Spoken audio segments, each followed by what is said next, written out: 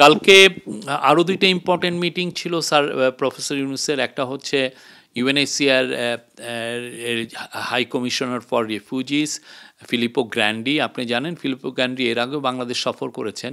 তারা রোহিঙ্গা ক্রাইসিস নিয়ে খুবই নিবিড়ভাবে জড়িত এবং তারা হিউম্যানিটেরিয়ান এইড দিচ্ছেন রোহিঙ্গাদেরকে।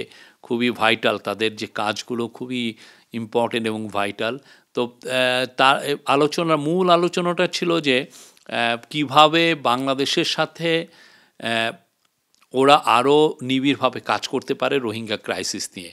এবং আপনি জানেন যে বাংলাদেশ এই বছরই একটা বড় রকমের একটা রোহিঙ্গা নিয়ে একটা ইন্টারন্যাশনাল কনফারেন্স করতে যাচ্ছে এবং এই ইন্টারন্যাশনাল কনফারেন্সে ইউএনএইচসিআরও থাকবে এবং তারা বলেছে যে তারা ফুললি কোঅপারেট করবে এবং আমরা আশা করছি 170টার উপরে দেশ এটায় জয়েন করবে। আমরা প্রফেসর ইউনূসের কথা হচ্ছে যে পুরো রোহিঙ্গা ক্রাইসিসকে আবার গ্লোবাল যে ফোকাসে নিয়ে আসতে হবে, গ্লোবাল ম্যাপে নিয়ে আসতে হবে, গ্লোবাল যে ইস্যুগুলো আছে মেইন ইস্যু সেটার সামনের সারিতে নিয়ে আসতে হবে। দেখাতে হবে যে এটা কত বড় একটা ক্রাইসিস, কত বড় একটা হিউম্যানিটারিয়ান ক্রাইসিস এবং এটা কেন, এটার সলিউশনটা খুব ইম্পর্টেন্ট।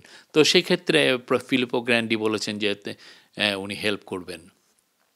এছাড়া ফাইন্যান্সিয়াল টাইমসের একটা মিটিং ছিল। ফাইন্যান্সিয়াল টাইমস আপনি জানেন পৃথিবীর সবচাইতে লার্জেস্ট এবং সবচাইতে ইম্পর্টেন্ট ফাইন্যান্সিয়াল নিউজ পেপার।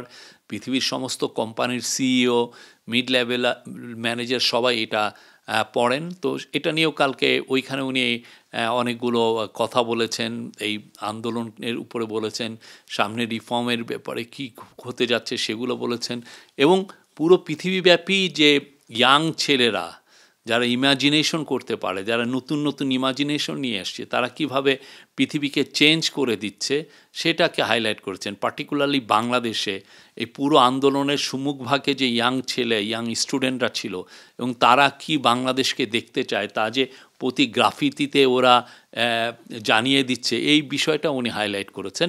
তো সেইটা আমরা এটার ওনার স্পিচটা আশা করি আজকে এটা আমরা সবাইকে এটা আপলোড করতে পারবো, এটা দেখতে পারবেন। এটা ব্রিলিয়ান্ট একটা স্পিচ ছিল। আর আজকে অনেকগুলো মিটিং, 15-16টার মতো মিটিং। আজকের মিটিংয়ের মূল হাইলাইট হচ্ছে যে আপনি জানেন ড্যাভোসে অনেক বড় সিইও আসেন যারা বিভিন্ন দেশের বিজনেস অপরচুনিটি এক্সপ্লোর করেন। তো আজকে ডিপি ওয়ার্ল্ড, যেটা ওয়ার্ল্ডের one of the largest investor in ports, তার এমডির সাথে সিইওর সাথে মিটিং আছে। এপি মোলার, পৃথিবীর লার্জেস্ট শিপিং কোম্পানি, তার সিইওর সাথে কথা আছে, মিটিং আছে। তারপরে মেটার চিফের সাথে মিটিং আছে, অন্যান্য আরও কয়েকটি কোম্পানির চিফের সাথে আছে। মূল ইস্যুটা হচ্ছে যে তাদেরকে ইনভাইট করা, বাংলাদেশে এসে তারা যেন ইনভেস্ট করে। Bangladesh is now ready for business.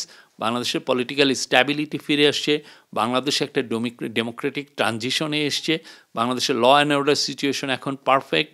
এখন this is now high time to attract foreign investment. আর আপনি জানেন এই যে বাংলাদেশের ইয়াং ছেলে মেয়েদের জন্য তারা যে জব চায় সেটার জন্য বাংলাদেশে প্রচুর ফরেন ইনভেস্টমেন্ট দরকার। প্রচুর ফরেন ইনভেস্টররা যেটা করে, তারা দেশে আসলে তারা প্রচুর হাই এন্ড জব তৈরি করে। সেই জবগুলো বাংলাদেশিদের জন্য খুব দরকার। বাংলাদেশে আজকে খুব টাইট শিডিউল। এর ফাঁকেই আরও যদি সিনিয়র ওয়ার্ল্ড লিডার, তাদের সাথে দু একজনের সাথে দেখা হবে, মত বিনিময় হবে। বাংলাদেশের যে অভূতপূর্ব যে ঘটনাগুলো ঘটলো সেগুলো নিয়ে স্যার বলবেন। Thank you.